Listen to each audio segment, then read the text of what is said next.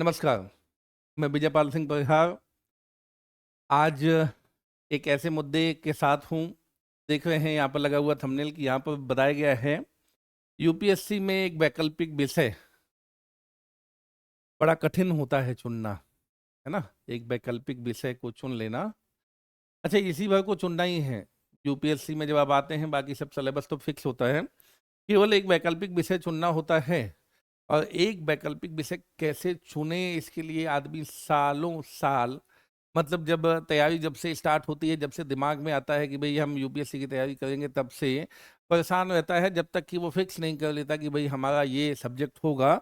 और जब तक कि वो लगभग एग्जाम के नज़दीक नहीं आ जाता या एग्जाम दे नहीं देता, तब तक उसे दिमाग में कुछ ना कुछ घूमता रहता है। तो अब बात करते हैं कि भाई अब मैं तो पढ़ाता हूँ लोक प्रशासन, तो लोक प्रशासन एक वैकल्पिक विषय के रूप में कैसा है, मैं आज उसकी बात करूंगा। और लोक प्रशासन क्यों लेना चाहिए, लोक प्रशासन कैसा है, उन सब चीज़ों के बारे में आज जो अपनी चर्चा है वो आगे बढ़ेगी।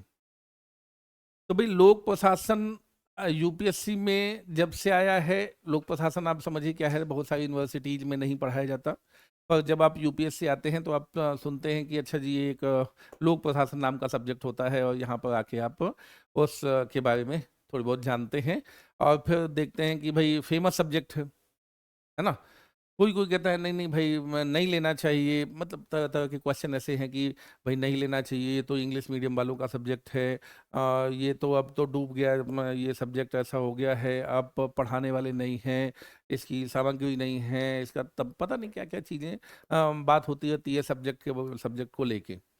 तो ये समझिए कि हर सब्जेक्ट के लिए तरह तरह की भ्रांतियां होती हैं, उस तरह लोक प्रशासन के लिए भी तरह तरह की भ्रांतियां हैं, तरह तरह की बातें हैं।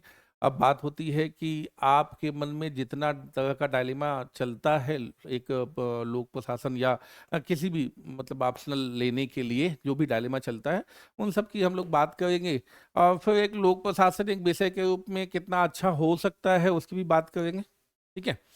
तो चलिए एक एक करके इस तरह की बात करते हैं, तो जो है इसको हटाते हैं और फिर आपको बात ये है कि सबसे अच्छा वैकल्पिक विषय हमारे लिए क्या होगा। हम तो लोक प्रशासन पढ़ाते हैं तो ठीक बात है कि लोक प्रशासन लेना चाहिए, अगर हमारे पास कोई आएगा तो लोक प्रशासन लेने के लिए आएगा। लेकिन बात ये होती है कि आप एक स्टूडेंट के तौर पर आपको क्या सोचना चाहिए या आप क्या सोचते हैं, उन सब मुद्दों पर पहले बात कर लेते हैं, फिर लोक प्रशासन पे बात कर लेंगे। तो अब यहाँ पर ये समझना है कि जैसे कि जब हम सब्जेक्ट लेने चलते हैं तो हमको किन बातों का ध्यान रखना चाहिए ताकि हम एक सब्जेक्ट ले सकें, ताकि हम दृढ़ निश्चय के साथ ये मान सकें कि हाँ जी ये सब्जेक्ट लेके यूपीएससी में हम सफल हो जाएंगे। ठीक है।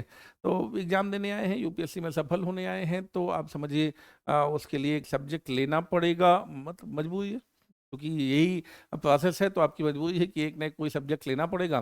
तो कौन सा सब्जेक्ट लेंगे, तो देखते हैं कौन कौन से क्वेश्चन या कौन कौन सी बातें लोग बताते हैं आपके दिमाग में आती हैं। जैसे एक दिमाग में ये आता है कि पृष्ठभूमि, यदि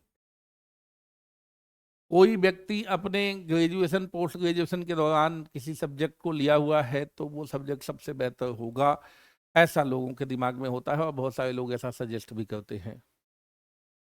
अब डाटा बताता है कि बहुत सारे लोग, क्या होता है कि जो यहाँ पर आते हैं ऑप्शनल सब्जेक्ट लेते हैं, सात आठ ऑप्शनल सब्जेक्ट, सात आठ ऑप्शनल सब्जेक्ट, वो भी मानविकी विषय के ऐसे होते हैं जिनमें ढेर सारे स्टूडेंट एग्जाम देते हैं। कितने? मैंने कहा सात से आठ ऐसे ऑप्शनल सब्जेक्ट होते हैं। वैसे तो वो 25 सब्जेक्ट और जितनी लैंग्वेजेज हैं सबके साहित्य पर, यानी आपके पास क्या होता है कमोबेश 40 के आसपास ऐसे ऑप्शनल आपके सामने आ जाते हैं जिनमें से आपको चूज करना है। लेकिन आप समझिए लोग कितने सब्जेक्ट्स में चूज करते हैं, तो सात आठ सब्जेक्ट हैं जिसकी बात होती है, जिसके लिए टीचर अवेलेबल हैं, जिसके लिए चीज़ें अवेलेबल हैं। और बाकी की ना बात होती है ना उसके लिए चीज़ें अवेलेबल हैं। और खासकर मैं बता दूं कि जितने सब्जेक्ट ये सात आठ बता रहा हूं वो कौन से विषय हैं, मानविकी विषय हैं।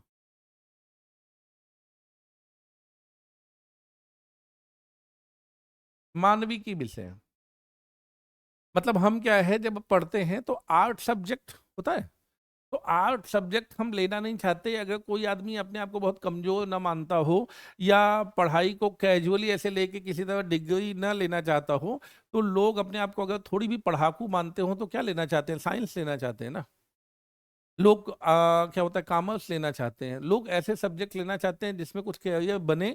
और ये मान के चलते हैं कि आर्ट अगर ले लिया है तो बस एक इसलिए ले लिया है कि चलो किसी तरह निकाल लेंगे और ये हो जाएगा, ग्रेजुएशन पोस्ट ग्रेजुएशन हो गया और बहुत ज़्यादा मेहनत नहीं करना है, तो साइड बाय साइड ये काम भी कर लेते हैं। तो इस तरह से लोग करते हैं इन जनरल अपने भारत में। सत्यता तो यही है, मतलब आप समझिए, वैसे तो लग के पढ़ना चाहिए हर सब्जेक्ट को, हर सब्जेक्ट की अपनी वैल्यू होती है, लेकिन पढ़ते तो ऐसे ही है, ये तो आप जानते ही हैं। तो अब ये समझ लीजिए कि मानविकी विषय, जिन विषयों को हम सामान्य तौर पर अपने ग्रेजुएशन पोस्ट ग्रेजुएशन के दौरान छोड़ देते हैं, नहीं लेते हैं, निग्लेक्ट करते हैं, या अगर हमको साइड बाय साइड कुछ पढ़ना है तब हम पढ़ते हैं, अदरवाइज अगर हम बहुत अपने आप को मानते हैं तीरंदाज तब हम नहीं लेते। तो ये आपको समझ में आ गया कि हम साइंस लेते हैं, हम कॉमर्स लेते हैं, हम अन्य चीज़ें लेते हैं, यानी हम किसी और पृष्ठभूमि से आते हैं और यहाँ आके हम मानविकी विषय के साथ इसको क्रॉस करना चाहते हैं, क्रैक करना चाहते हैं, क्योंकि इत्तेफाक से इन्हीं मानविकी विषय में खूब बढ़िया नंबर मिलते हैं, अच्छे नंबर मिलते हैं। अभी मानविकी विषय क्या है, जैसे एक तो आपका जब लोक प्रशासन हम लोग चर्चा कर रहे हैं, तो एक तो हो गया लोक प्रशासन ही हो गया, एक हो गया राजनीति विज्ञान हो गया, है ना। अब क्या है, आपका इतिहास हो गया, भूगोल हो गया। भाई मानविकी विषय से क्या मतलब है, तो मैं आपको बता ही रहा हूँ कि लोक प्रशासन है, राजनीति विज्ञान है, इतिहास है, भूगोल है ना, समाज शास्त्र है। इस तरह के सब्जेक्ट हैं, ये 7-8 सब्जेक्ट हैं जिनके बीच में हम सारा संघर्ष करते हैं, सारा दिमाग लगाते हैं। तो ये दिमाग नहीं लगाता कि जूलॉजी ले लें, बॉटनी ले लें, फिजिक्स ले लें, केमिस्ट्री ले लें, ये दिमाग नहीं लगता, है ना। तो सब्जेक्ट वो भी हैं ऑप्शनल में, लेकिन आप नहीं लेते क्योंकि आप वो ले नहीं सकते बस, क्योंकि जो उसमें एक्सपर्ट है केवल वही ले सकता है, उसके अलावा और बहुत एक्स्ट्रा ऑर्डिनरी एक्सपर्ट है तो। अदरवाइज जो लोग फिजिक्स से पढ़े हुए हैं, जो लोग केमिस्ट्री से पढ़े हुए हैं, जो अन्य सब्जेक्ट से जूलॉजी बॉटनी से पढ़े हुए हैं, वो सब लोग वो सब छोड़ के कहाँ आते हैं, इन सब्जेक्ट्स में उलझ के। तो भाई पृष्ठभूमि का सवाल है, तो देखो पृष्ठभूमि तो आपकी होगी नहीं, बहुत कम लोगों की है कि वो एमए करके ही आए हैं और यहाँ पर पहले से बहुत दिमाग लगाया हुआ है कि बचपन से ही कि भाई आईएएस बनना है, सो यही सब्जेक्ट पढ़ा हुआ है, तो अलग बात है। अदरवाइज 90% से ऊपर लोगों की संख्या ऐसी होती है जो उनकी पृष्ठभूमि होती ही नहीं। ठीक है, तो अब बिना पृष्ठभूमि के हमको एक सब्जेक्ट में आना है, पृष्ठभूमि नहीं है।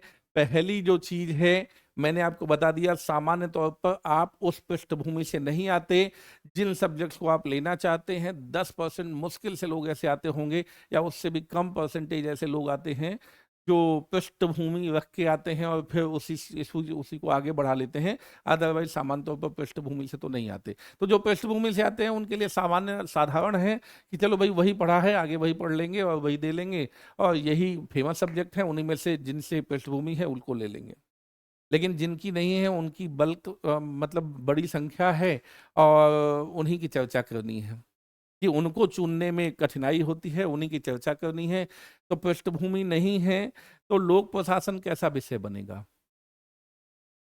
लोक प्रशासन विषय आपको हर हाल में पढ़ना ही होगा।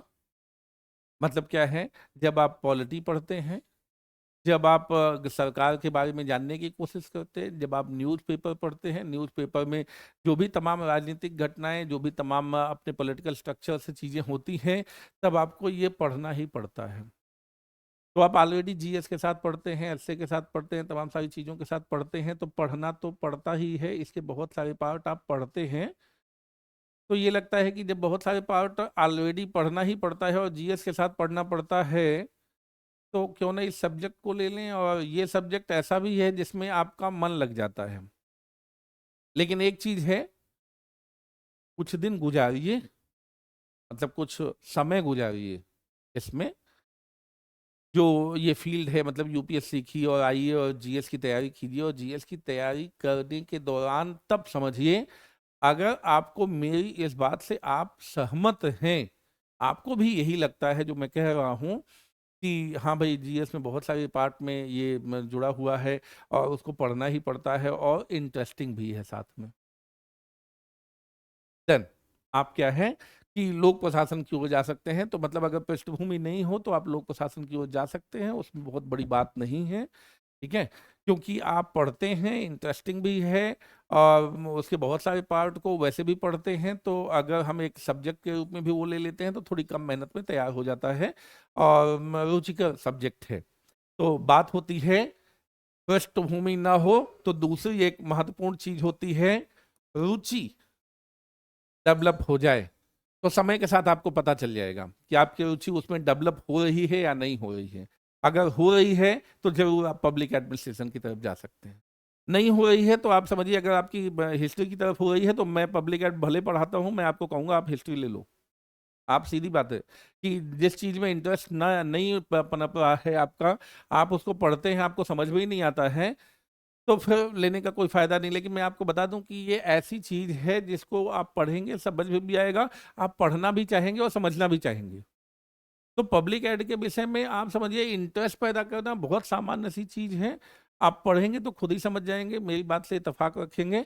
तो इसलिए क्या है, पृष्ठभूमि अगर नहीं है और है पब्लिक एडमिनिस्ट्रेशन की या लोग अन्य सब्जेक्ट की है, तब आप पब्लिक एडमिनिस्ट्रेशन अगर लेते हैं तो आपको लगेगा कि हाँ जी, ये इंटरेस्ट वाला भी है और बहुत सारे जीएस के पार्ट से जुड़ता भी है, तो लेने में अच्छा रहेगा।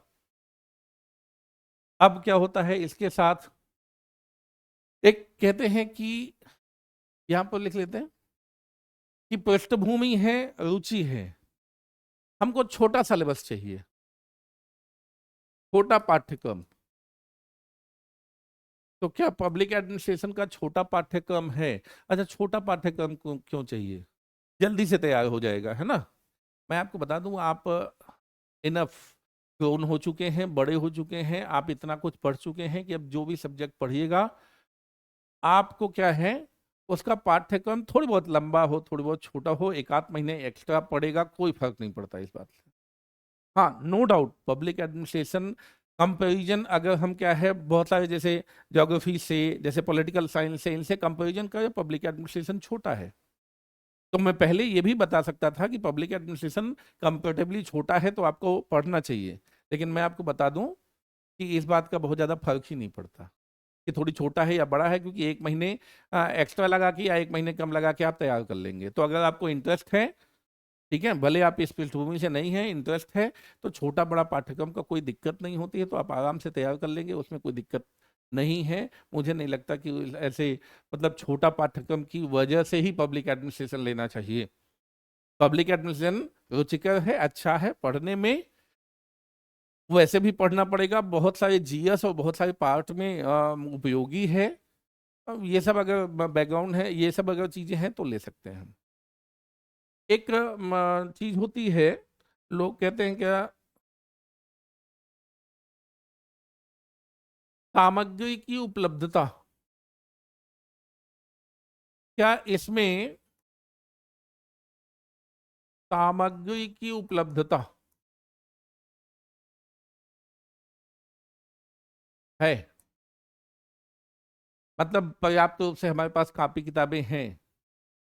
अरे भाई, अब आप समझिए, मार्केट इतना डेवलप हो गया है कि कोई भी शायद ही सब्जेक्ट आपको यूपीएससी में फेमस सब्जेक्ट मिले और जिसके लिए सामग्री ना हो। हाँ, एक क्वेश्चन खूब उठाते हैं लोग जिसके लिए कि सामग्री इंग्लिश में अवेलेबल है।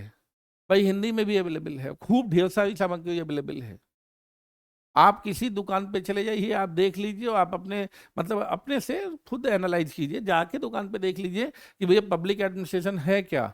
आपको पूछिए, पूरा पूरा रैक आपको दिखा देंगे कि यहाँ से यहाँ तक बड़ी बड़ी कॉपी किताबें। तो किताबों की टेंशन मत लीजिए। और हिंदी मीडियम के हैं तो हिंदी मीडियम की किताबें हैं कि नहीं? जी, खूब हिंदी मीडियम की किताबें हैं, लेकिन आपको खूब पढ़ना ही नहीं है। मैं पढ़ने का तरीका भी बताऊंगा आपको। अभी तो मैं बात कर रहा हूँ कि अब एक सब्जेक्ट कैसे चुनेंगे, नहीं तो मैं आपको बताऊंगा कि ये क्या है, पढ़ने के तरीके कैसे होते हैं। तो आपको बहुत सारी किताबें नहीं चाहिए, कम किताबें चाहिए। ठीक है, तो उस पर हम लोग कभी बात करेंगे। अभी यहाँ पर देखिए कि सामग्री की उपलब्धता तो जी है, पहली बात सामग्री सफिशिएंट है। अब बात रही कि इंग्लिश में है कि हिंदी में है, जी दोनों माध्यम में है, इंग्लिश में भी है हिंदी में भी अवेलेबल है। ठीक है, अब कहते हैं कि भाई मूल रूप से ये जो है हिंदी का सब्जेक्ट नहीं इंग्लिश का सब्जेक्ट है, सब्जेक्ट इंग्लिश हिंदी का नहीं होता भाई, सब्जेक्ट जो समझ ले उसका होता है, सब्जेक्ट जो समझ पाए उसका होता है, सब्जेक्ट ना हिंदी का होता है ना इंग्लिश का होता है, जिसको समझ में आ जाए उसका होता है, जो उस पे नंबर उठा ले उसका होता है। तो आपको क्या है, समझ डेवलप करना है। जो व्यक्ति होता है ना, व्यक्ति यानी आप, कोई मतलब सब्जेक्ट ये नहीं होता कि बहुत मतलब इसमें बहुत ज्यादा नंबर मिलते हैं, बिना मेहनत किए ही मिल जाते हैं, ऐसा कोई सब्जेक्ट आप ढूंढ के दिखाओ मुझे जिसमें बिना मेहनत किए ही नंबर मिल जाते हो। और ऐसा कोई सब्जेक्ट दिखाइए जिसमें हर आदमी ही पास हो जाता हो जो लेता हो, कोई सब्जेक्ट नहीं है। ऐसा कोई सब्जेक्ट आप ढूंढ नहीं पाएंगे, हर आदमी बस वो सब्जेक्ट ले ले बस पास हो जाएगा। अगर कोई दावा करता है तो आप भाई सामान्य बुद्धि से आप समझ सकते हैं कि ये बेकार की बात है ना। तो आप समझिए क्या होता है, जो व्यक्ति है अगर उसको समझ में आता है, ठीक है, उसकी पृष्ठभूमि नहीं भी है, समझ में आता है, तो थोड़ी बड़ा भी पाठ्यक्रम है चलेगा। सामग्री की उपलब्धता अगर है तो भाई सामग्री के साथ आप काम कर लेंगे। सामग्री की मैंने बताया उपलब्धता है, और इंग्लिश में है कि हिंदी में है, अच्छा इंग्लिश में थोड़ी ज्यादा बेहतर कंटेंट अवेलेबल है ये भी लोग कहते हैं। तो मैं आपको बता दूं, कम से कम आज एआई के युग में तो ये मत बताइएगा कि बेहतर कंटेंट इंग्लिश में है कि हिंदी में है। आपका जो एआई है वो इतने पलक झपकते इतना बढ़िया ट्रांसलेशन से लेके इतनी बढ़िया सुविधाएं आपको देता है कि आप चाहें उसके साथ इंग्लिश सीखिए, आप चाहें उसके साथ ट्रांसलेट करें, आप जो मर्जी आए उसके साथ करें। आप देखिएगा ये बैरियर ही तोड़ के रख देगा, ये जो एआई आ रहा है ये आपका हिंदी इंग्लिश का बैरियर ही तोड़ के रख देगा। और एआई के युग में अगर आप टेक्नोलॉजी के साथ नहीं चल रहे हैं तो कम से कम आप तो सफल नहीं होने वाले। जो आदमी टेक्नोलॉजी के साथ चलेगा सफल वही होगा, चाहे आप इंग्लिश मीडियम में रहिए कि हिंदी मीडियम में, तो टेक्नोलॉजी के साथ हैं तो आप समझिए इस बात का कोई फर्क ही नहीं पड़ता। मान लीजिए कि आपका एक आध कोई किताब ऐसी है जो इंग्लिश में आती हो, ट्रांसलेट हो जाती है भाई, है ना। आप समझिए आजकल एआई की इतनी बेहतर सुविधा है कि सब ट्रांसलेट हो जाती है, बड़े आराम से पढ़ सकते हैं। और इतनी तो समझ अब तक डेवलप ही हो गई होगी कि हम सामान्य टेक्स्ट पढ़ के और समझ सकें। तो यही समझिए कि ऐसा कोई मजबूरी नहीं है, और वैसे भी कोई ऐसी किताब नहीं है, मैं पढ़ाता हूँ मैं बताता हूँ, कोई ऐसी किताब कोई ऐसा कंटेंट कोई ऐसा मैटर नहीं है जो आपको सिर्फ इंग्लिश में अवेलेबल हो हिंदी में अवेलेबल ना हो। आप जो ढूंढ के लाओ मैं बता देता हूँ आपको हिंदी में अवेलेबल है कि नहीं है और उसकी कितनी नीड है आपको। कोई मैटर जो हिंदी में अवेलेबल ना हो और उसकी इतनी नीड हो कि वो आपके एग्जाम में बड़े काम का होता हो, ढूंढ के दिखाइए आप। आईआईपीए का जर्नल हिंदी इंग्लिश में आता है, कहते हैं पब्लिक एडमिनिस्ट्रेशन ने आईआईपीए, जब आप यहाँ पढ़ेंगे तो आप जब पढ़ेंगे आईआईपीए का जर्नल लगता है, ठीक है। तो जो आईआईपीए का जो जर्नल होता है वो भी हिंदी इंग्लिश में आता है, किताबें हिंदी इंग्लिश में आती हैं, हर मैटर हिंदी इंग्लिश में आता है। पढ़ने वाला व्यक्ति पढ़ने में सक्षम होना चाहिए, ये केवल बहाने हैं।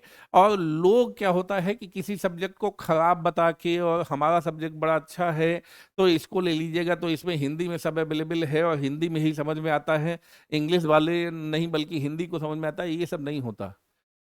इंग्लिश वाला हिंदी वाला नहीं होता, जिसको समझ में आता है वो चाहे जिस भाषा में समझता हो समझ ही लेता है। भाषा समझने में कभी बाधक नहीं रही है। और मैंने बता दिया कि ये क्या है, सबसे अच्छी बात इसकी क्या है, जीएस और निबंध, ये पेपर में भी आपको बाकायदा काम करेगा, बहुत अच्छा काम करेगा, है ना। तो जीएस में खासकर आप सेकेंड पेपर उठा के देखेंगे, निबंध में आप हर साल कोई निबंध देखेंगे तो आप यहीं से पाएंगे। आप समझिए 500 नंबर का ये सब्जेक्ट इटसेल्फ है। मैंने आपको कहा कि यहाँ पर क्या है, सेकेंड पेपर जो आपका फोर्थ पेपर है उसमें बहुत सारा पार्ट प्लस निबंध, ये किससे है, जीएस का सेकंड पेपर अगर एक पेपर मिला है तो कितने का, 250 अंक का आता है, निबंध मिला है कितने का आता है, 250 अंक का आता है। तो एक सब्जेक्ट पढ़ने के बाद अब क्या होता है देखिए, और जो फोर्थ पेपर में है वो उसमें प्लस में है, या आप समझिए 2025 टोटल होते हैं वो भी मिला के, जो आपका पर्सनालिटी टेस्ट होता है, ठीक है। और अब यहाँ समझिए 1750 नंबर में ये सब्जेक्ट पढ़ने के बाद आप 1000 से 1250 नंबर, 1250 के आसपास या 1200 के आसपास नंबर केवल इस सब्जेक्ट के आसपास घूमते रहते हैं। तो ये अधिकांश चीजों को कवर करता है। तो ये भी नहीं है कि ये इसमें मतलब ये जीएस के साथ बहुत अच्छा मतलब बॉन्ड नहीं रखता, तो जीएस के साथ बहुत अच्छा बॉन्ड रखता है, एससे के साथ बहुत अच्छा बॉन्ड रखता है। हर साल आपको इससे एससे मिलेगा। इंटरेस्टिंग बना हुआ है इसी के कारण कि ये पढ़ेंगे ही, तो रुचियां बनी हुई हैं इसके कारण, ठीक है। तो मैंने आपको बता दिया सामग्री उपलब्ध है, रुचि बना हुआ है, छोटा पाठ्यक्रम है, और पाठ्यक्रम का वैसे भी तो मतलब नहीं है, लेकिन फिर भी छोटा पाठ्यक्रम है। इसे बड़े आराम से आप कैरी कर सकते हैं, एक पब्लिक एडमिनिस्ट्रेशन सब्जेक्ट को आपने यूपीएससी के लिए आप बड़े आराम से कैरी कर सकते हैं। अब बात एक रही कि सर नंबर सुना है कम मिलते हैं लोक प्रशासन में। सबसे बड़ी बात ये रही कि हम पढ़ लिख लें, इंटरेस्टिंग है, मैटर है, ये है वो है, सारी कहानी आपने कह दी। सबसे बड़ा जो मैटर आया वो क्या है? अंकदायिता। अंकदायिता अंकदायी है कि नहीं जी? अंकदायिता तो सफल कराएगी। तो कोई कोई कह देता है नहीं जी ये अंकदायी, इतना अंकदायी नहीं है, इसमें बहुत सारी सफलता के चांसेस नहीं है। आपको कुछ डाटा दिखाता हूं मैं।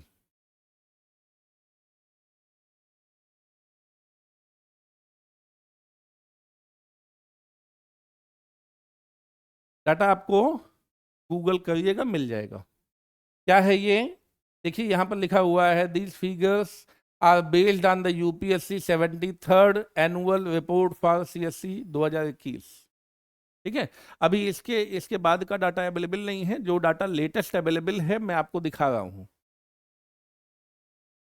देखिए क्या है, ये है, ये यहाँ पर पब्लिक एड सब्जेक्ट है, ठीक है।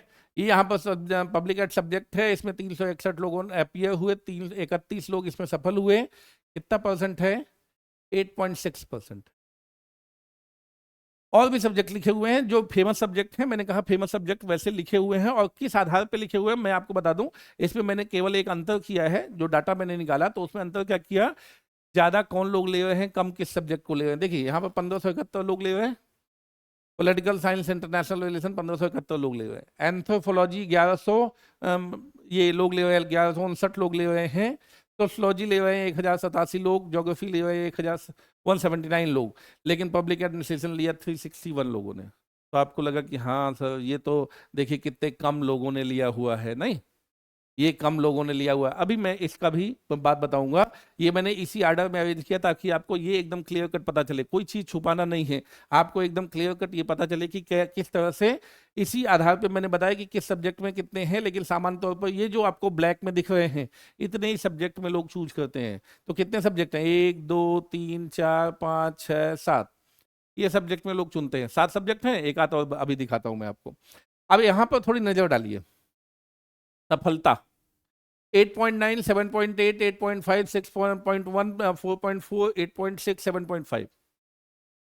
आपको दिख रहा है कि यहां पर सामान्य तौर पर 8% अगर सफलता है तो ओके है, और लगभग सभी सब्जेक्ट आसपास 8% के आ रहे हैं।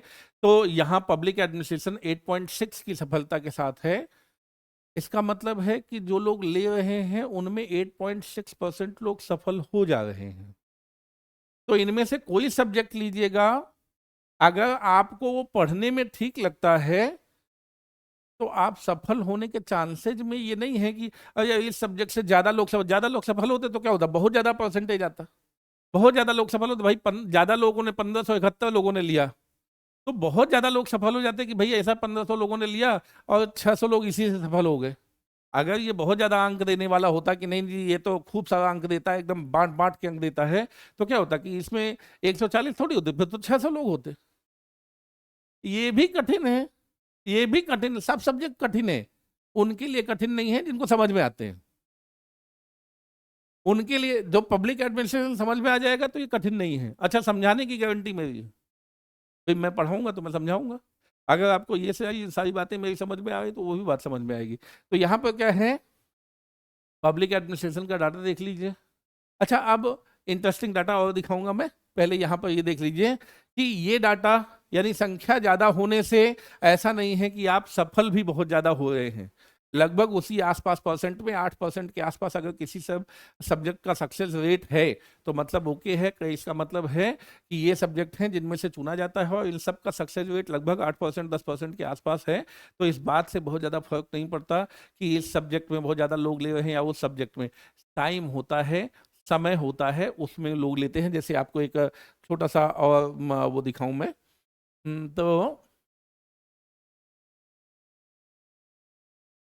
ये देखेंगे, इसको जो है मैं,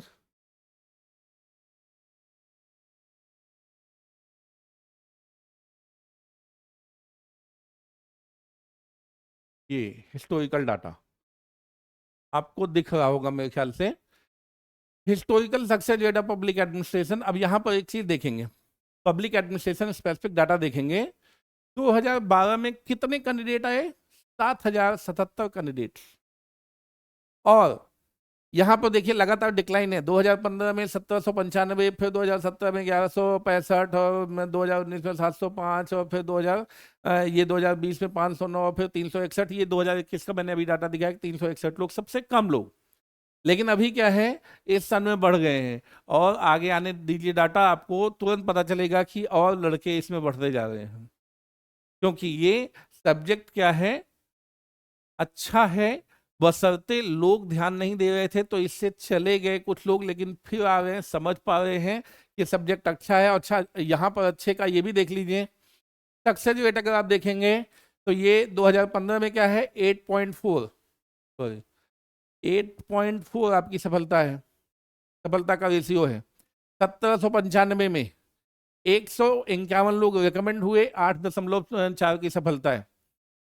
2017 में भी देखिए ये क्या है, 10.2% लोग सफल हुए। सफल होते जा रहे थे और सफल 8 से 10% ही हो रहे थे। बस ये है कि थोड़ी लोगों का इंटरेस्ट घट रहा था, फिर से बढ़ने लगा इंटरेस्ट। आपके सामने डाटा है और सब यूपीएससी का डाटा है, मेरा कोई डाटा नहीं है, मैं कोई नई नई बात नहीं कर रहा हूं। तो ये समझिए, किसी सब्जेक्ट में किसी समय लड़के ज्यादा लेने लगते हैं। क्यों? पढ़ाने वाले अच्छे मिल गए, माहौल अच्छा मिल गया, कुछ और बातें हो गई, किसी जगह में अच्छा सेंटर डेवलप हो गया किसी सब्जेक्ट का। ये सब फैक्टर्स होते हैं। और खासकर ये होता है कि जब गाइडेंस ज़्यादा अच्छा प्रॉपर अवेलेबल होता है जिस चीज़ का, तो लड़कों को अगर इंटरेस्ट है तो उस सब्जेक्ट में नंबर बढ़ जाते हैं। तो यहाँ पर ये देखिए कि नंबर बढ़ रहा है, इसका मतलब है कि इसमें अब गाइडेंस भी ठीक ठाक अवेलेबल है और लोग ले रहे हैं। और लोग अभी क्या है, 2022 में इसकी सफलता का रेट है 10.6। मतलब मैंने बताया ना, 8% के आसपास सफलता का रेट होता है, 10.6 सफलता का रेट है। और यही लगभग आपको, एक बार नहीं, एक बार देखिए यहाँ पर, एक बार देखिए यहाँ पर, एक बार देखिए यहाँ पर, लगभग 8% या अबव है मैक्सिमम टाइम। इसका मतलब है सफलता के रेट में कहीं कोई समस्या नहीं है ना। तो सफलता सफलता का प्रतिशत इसमें जो है वो अच्छा है, इसमें कहीं कोई समस्या नहीं है। तो इस सफलता के प्रतिशत को भी ध्यान में रखेंगे तो आपको समझ में आ जाएगा कि अंकदायिता जो सबसे बड़ा हमारे पास मुद्दा रहता है, जिस मुद्दे की हम लोग बात कर रहे थे, यहाँ पर क्या है, अंकदायिता, कि कितने लोग सफल हो रहे हैं। तो ऐसे डाटा निकाल लीजिए, आपको समझ में आ जाएगा। तो इस बात से फर्क थोड़ी पड़ता है कि हम फलाना सब्जेक्ट ले लेंगे तो हम बहुत सफल हो जाएंगे। अच्छा, जैसे एक छोटा सा मिथ और जिसको मैं बताना चाहूंगा, होता क्या है कि जैसे भाई जो जिस सब्जेक्ट का टीचर है, कई बार उस सब्जेक्ट को बड़ा महिमा मंडित मंडित कर देता है। अब उसमें क्या है, आजकल लिटरेचर की बड़ी वो चल रही है कि लिटरेचर बड़ा अच्छा सब्जेक्ट है भाई, और अगर आप हिंदी लिटरेचर ले लें खासकर तो सफलता के चांसेस खूब बढ़िया हो जाते हैं। अब देखिए हिंदी लिटरेचर का जो सच है वो देखिए। सबसे पहले मैं आपको उसी डाटा के क्रम में आपको दिखाना चाहता हूं कि हिंदी लिटरेचर किस तरह का है। देखिए लेने वालों की संख्या क्या है, और ये नहीं बता रहे हैं कि ये हिंदी मीडियम का है कि इंग्लिश मीडियम का। भाई साहब इंग्लिश मीडियम का भी आदमी लेगा ना, तो क्या होगा, हिंदी लिटरेचर को तो हिंदी में ही लिखेगा ना। लोगों को लगता है कि ये सारे लोग हिंदी मीडियम के थे और हिंदी मीडियम से 19 सफल हो गए, तो मतलब हम हिंदी लिटरेचर लेंगे, हम हिंदी मीडियम के हैं तो सफल हो जाएंगे। अरे ये हिंदी इंग्लिश दोनों का डाटा है, और हो सकता है कि अगर इनमें डाटा निकाला जाए, हो सकता है एक आध लोग सफल हुए हो हिंदी मीडियम से, सब इंग्लिश मीडियम के डाटा सफल हुए हो। हिंदी मीडियम का ओवरऑल परसेंट डाउन हुआ है इस वजह से कि भैया आप क्या होता है पीटी में रिजल्ट नहीं निकाल पा रहे हो, क्योंकि आप मेंस में आपकी संख्या कम हो जा रही है, क्योंकि आप पीसीएस की तरफ ज्यादा ध्यान दे रहे हो, आईएएस में हिम्मत नहीं कर पा रहे हो करने की। बहुत सारे कारण हैं जिसके कारण से इंग्लिश मीडियम वालों की संख्या बढ़ रही है और हिंदी मीडियम वालों की संख्या घटी है। लेकिन ये इसको ये बता के कि भैया लिटरेचर में, और देखो हिंदी लिटरेचर में तो कितना बढ़िया रिजल्ट आ रहा है, कितने लोग पास हो रहे हैं, लोग कितने ले रहे हो, कितना परसेंट सफलता का है, उतना ही परसेंट है। ऐसा नहीं है कि हिंदी लेके आप तीर मार लेंगे। हिंदी लिया जो आदमी, हर आदमी सफल है, हर आदमी सफल होता है, 267 आदमी तो 267 में 200 आदमी सफल होता ना भाई। अगर इतना सरल है तो 200 आदमी तो नहीं सफल है। तो यही समझना। और ना तो ये डाटा ऐसा है कि सारा हिंदी मीडियम का डाटा है, इंग्लिश मीडियम का है ही नहीं है। मैंने आपको बताया कि ये पॉसिबल है सारे इंग्लिश मीडियम के डाटा हो या एक आध हिंदी मीडियम का डाटा हो, कोई इसमें अंतर नहीं है। जो यूपीएससी दे रहा है वो मैं आपको दिखा रहा हूँ, आप भी ढूंढ लीजिए भाई, गूगल और ये सब सर्च इंजन आपके पास भी है, कोई मेरे पास अकेले थोड़ी है। तो आप उस चीज को क्या है देखिए, समझिए, खुली आंखों से देखिए, चीजों को खुले दिमाग से देखिए, एनालाइज कीजिए, सारे डाटा आपके सामने हैं। मैंने बता दिया, सामग्री मार्केट में जाके उठा के देख लीजिए, है ना, जिस मीडियम के आप हैं उस मीडियम के देख लीजिए। सफलता का रेशियो क्या है, डाटा गूगल में सर्च कीजिए, देख लीजिए। इंटरेस्ट क्या है, 6 महीने जीएस पढ़िए केवल, और फिर देखिए आपका इंटरेस्ट इसमें पैदा होता है कि नहीं। अगर नहीं पैदा होता तो मत लीजिए। मैं नहीं कहता कभी कि आपको आपका इंटरेस्ट इसमें नहीं पैदा होता तो आप इसमें लीजिए। आपका इंटरेस्ट किसी और सब्जेक्ट में पैदा होता, आपका इंटरेस्ट इवन अगर हिंदी लिटरेचर में है तो लीजिए, कोई कोई दिक्कत नहीं है। मतलब उसमें ये नहीं कि ये सब्जेक्ट बुरा है, मैं बुरा नहीं बता रहा। मैं ये बता रहा हूँ कि ये ऐसा भी सब्जेक्ट नहीं है कि वो ऊपर से निकला हुआ कि जो हिंदी लिटरेचर लेगा हर आदमी सफल हो जाएगा, इस तरह का दावा करते हैं लोग। जो लिटरेचर लेगा सब सफल हो जाएगा। तो सामान्य तौर पर एक सब्जेक्ट का अच्छा क्या होता है, कभी कभी लोग केवल ये परसेंटेज, मान लो किसी सब्जेक्ट में ये सफलता का रेशियो थोड़ी बढ़ गया, तो केवल परसेंटेज दिखा के और ये मानते हैं। तो मैं मानता हूं कि जब तक ये नंबर बड़ा नहीं होगा तो यहां पर परसेंट दिखा के काम नहीं बनेगा। जैसे आप एक बढ़िया सा उदाहरण लीजिए, सिंधी। ये देखिए, 2 लोग देने वाले हैं, एक आदमी सफल हुआ, सफलता का रेशियो 50% है। मतलब क्या मजाक है कि आप समझिए सफलता का रेशियो 50% हो तो अब सब लोग सिंधी ले लो। सिंधी लोग ही क्या सब लोग तो नहीं लोग है ना, तो बस यही समझना है। तो इस तरीके से क्या है कि लिटरेचर का भी आपको सच दिखा दिया।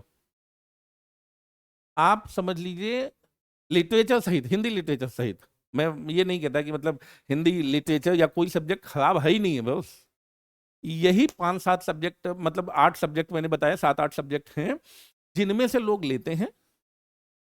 मैं जो पढ़ाता हूँ पब्लिक एडमिनिस्ट्रेशन, उसमें जितने क्राइटेरिया आप बनाते हैं, है ना, हम लोग क्राइटेरिया की बात कर रहे थे तो हम लोग फिर से क्राइटेरिया में चले आए कि जितने क्राइटेरिया आप बनाते हैं कि व्यक्ति को क्या चाहिए, अंकदायिता, सफलता, वो भी मिलेगी। पृष्ठभूमि आपकी वैसे भी नहीं है तो तमाम सारे लोगों की, और यहाँ पृष्ठभूमि से फर्क नहीं पड़ रहा। आपका इंटरेस्ट होना चाहिए। आपको मैंने कहा 6 महीने टाइम दीजिए, छोटा पाठ्यक्रम है लेकिन इस बात से बहुत ज्यादा फर्क नहीं पड़ता। सामग्री की उपलब्धता है, आप मार्केट में जाके देख सकते हैं। जितने भी पैरामीटर आप डिसाइड करेंगे उस पैरामीटर पर ये सब्जेक्ट खरा ना उतरता हो तो मैं कभी आपको इंडोर्स नहीं करूंगा कि यही सब्जेक्ट ले लीजिए, पर ये सब्जेक्ट आपको सफलता दिलाता है। और दूसरी बात क्या है, हिंदी इंग्लिश मीडियम का कोई फर्क नहीं पड़ता, पड़ता है पढ़ने वाले का फर्क। हिंदी में लिखो कि इंग्लिश में, पहले अच्छा लिखना सीखो भाई। सबसे समस्याग्रस्त बात क्या होती है, आदमी से अच्छा लिखते नहीं बनता और वो मीडियम को दोष दे देता है। आदमी से अच्छा पढ़ते नहीं बनता और वो मीडियम को दोष दे देता है। मीडियम को दोष मत दीजिए। हिंदी मीडियम में प्री में लड़के इंग्लिश मीडियम की अपेक्षा कम पास क्यों होते हैं? भैया ये बताओ कि टिक मार्क में जो ऑब्जेक्टिव टाइप क्वेश्चन आता है उसमें इंग्लिश मीडियम को एज लेने का क्या मतलब हुआ? वो कैसे ज्यादा कर ले जाते हैं और कैसे हिंदी मीडियम वाले कम सफल हो पाते हैं। हर साल का डाटा उठा के देख लीजिएगा, आपको डाटा मिल जाएगा, डाटा उठा के देख लीजिएगा। हिंदी मीडियम का कम आदमी सफल हो पाता है, इंग्लिश मीडियम का ज्यादा आदमी सफल हो जाता है। कैसे सफल हो जाता है भाई? उसमें तो टिक मार्क है केवल, उसमें तो सोचना समझना भी वो नहीं करना कि मतलब ऑब्जेक्ट सब्जेक्टिविटी है जिसके कारण से किसी टीचर की सब्जेक्टिविटी के कारण, हिंदी मीडियम की बायसनेस के कारण ऐसा हो रहा हो। यहाँ तो मशीन चेक कर लेती है फटाफट। आपने जो टिक मार्क किया उसको तो मशीन चेक कर लेती, तो बायसनेस का भी सवाल पैदा नहीं होता। मतलब है आप डर रहे हैं, हिंदी मीडियम के लोग बहुत सारे एक तो डर रहे होते हैं यूपीएससी से, और जो लोग किसी तरह आते भी हैं उनमें आधे से ज्यादा लोगों को ये भरोसा ही नहीं होता कि मुझसे यूपीएससी क्लियर हो जाएगा। मन लगा के दम से केवल पढ़िए, मन लगा के दम से पढ़िए। ये कोई ऐसी चीज नहीं है जो सफल नहीं होगी, और जो आपको सब्जेक्ट ठीक लगे, मैं अपने सब्जेक्ट के बारे में बता सकता हूँ, मैं अपने सब्जेक्ट के बारे में गाइड कर सकता हूँ, और आप अगर मुझसे जुड़ते हैं तो मैं वादा करता हूँ कि आपको इसमें सफलता दिला के रहूंगा। हाँ भाई, बात ये है, आप भी जब मेहनत करेंगे तभी, मतलब आपको कहा जाए कि भाई लिख के ले आइए तो लिख के ले आएंगे, दिखाएंगे। और अगर आप टू द मार्क हैं, तो मैं नहीं समझता कि आपके मीडियम हिंदी होने के कारण कोई फर्क पड़ता है। मैं हिंदी मीडियम से पढ़ाता हूँ, मैं बाइलिंगुअल भी पढ़ाऊंगा, है ना, और हिंदी मीडियम का भी पढ़ाऊंगा। आप समझिए क्या होता है, आप हिंदी में समझ पाते हैं या आप इंग्लिश में समझ पाते हैं, आपको नोट्स हिंदी में चाहिए इंग्लिश में चाहिए, उसकी कोई दिक्कत नहीं है। इत्मीनान से जुड़िए, आपको नोट्स हिंदी इंग्लिश सब में मिलेगी। और आपको जो समझ में आता है, मुझे पता है कि यहाँ नॉर्थ इंडिया में जो लोग इंग्लिश मीडियम के हैं उनको भी क्या होता है, हिंदी में समझ में आता है और इंग्लिश में लिखते हैं ना।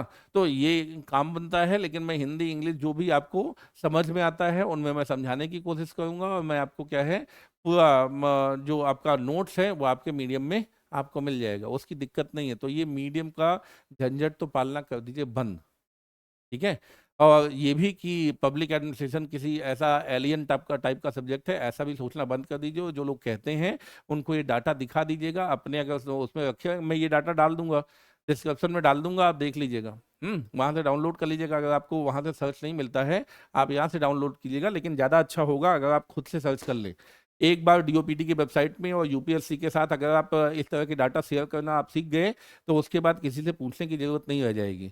तो बहुत ज़्यादा डिपेंडेंट मत रहिए। मैंने कहा कि आज का टेक्नोलॉजी का युग है, तो किसी के ऊपर डिपेंडेंट मत रहिए, अपने से डिसीजन लेना सीखिए। और जो लोग मूर्ख बनाते हैं ये केवल कह के कभी कि लिटरेचर ले लीजिए सफल हो जाइए या ये ले लीजिए, तो ऐसा कोई सब्जेक्ट नहीं है जो आपको 100% सफलता की गारंटी दिलाता हो। केवल उस आदमी को सफलता की गारंटी है जो अच्छा लिखना पढ़ना जानता है, उसी आदमी के चांसेज बनते हैं कि वो सफल होगा। इसमें चांसेज बनते हैं और अच्छे चांसेज बनते हैं केवल उनके जो अच्छा पढ़ता और अच्छा लिखता है। केवल अच्छा पढ़ता है तब भी चांसेस नहीं बनेगा, अच्छा पढ़ता और लिखता है। किसी दिन मैं बात करूंगा पढ़ना लिखना कैसे होता है, वो सब बात करूंगा, लेकिन अभी केवल मैं बात कर रहा था सब्जेक्ट की। तो होपफुली कि मैं ये बताने में आपको सफल रहा होऊंगा कि पब्लिक एडमिनिस्ट्रेशन अगर आप लेंगे तो मेरे साथ आपका भविष्य पक्की तौर पे मैं सिक्योर करने की कोशिश करूंगा, ठीक है। तो मेरे हिसाब से तो केवल एक चीज मायने रखती है, दृढ़ विश्वास से अगर आपको रुचि है तो आप इस सब्जेक्ट में आ जाइए। अगर आप पढ़ने को तैयार है, मैं पढ़ाने को तैयार हूँ। मुझे नहीं लगता कि कोई ऐसी बात, कोई ऐसी बाधा इसमें आती है कि अगर आपको सामान्य चीजें समझ में आती हो तो पब्लिक एड नहीं समझ में आएगा। और ऐसा भी नहीं है कि इससे नंबर नहीं मिलते, कोई ऐसी बाधा है ही नहीं जिसमें आपको समस्या हो। तो मैं चाहूंगा कि भाई आप पब्लिक एडमिनिस्ट्रेशन लें और मुझसे जुड़ें, और अगर जुड़ते हैं तो हम लोग भाई यूपीएससी के सफर में साथ चलेंगे ना। तो ये कुल मिला के रहा कि एक प्रश्न पत्र के रूप, एक वैकल्पिक विषय के रूप में आप लोग प्रशासन क्यों चुने, है ना, और एक वैकल्पिक विषय को कैसे चुने, ये बातें हम लोगों ने आज की।